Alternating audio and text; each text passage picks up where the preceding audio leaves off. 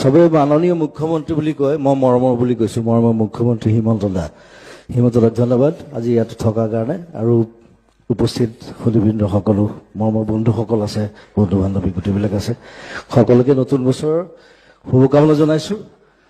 আৰু নতুন বছৰটো অলপ বেলেগ ধৰণে আৰম্ভ হৈছে, নতুন নতুন কাম, নতুন নতুন চিন্তা, নতুন নতুন সপোন।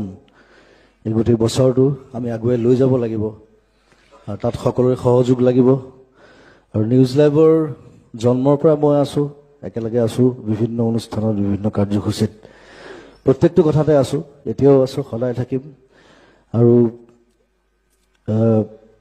SMS of the year award দিছে মোক এইবাৰ 2023। খালি অকল 2023ৰ কাৰণে অসমীয়া নহয়, মই জন্মৰ পৰা অসমীয়া, এতিয়াও অসমীয়া, সদায় অসমীয়া হৈ থাকিম।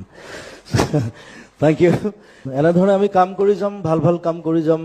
ময়ো ছ'চিয়েলি খুব এক্টিভ মানুহ, মানুহৰ কাৰণে কাম কৰোঁ, নিউজ লাইভে কাম কৰি থাকে।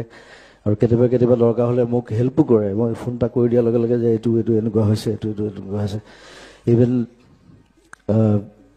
মেডিকেল ট্ৰিটমেণ্টতো তেওঁলোকে হেল্প কৰে, আমাৰ লগত আছে সদায়। চ' একেলগে কাম কৰিম, সেইটোৱে কামনা। আৰু আমি এখন সুন্দৰ অসম গঢ়াৰ কাৰণে আমি আগুৱাই যাম একেলগে।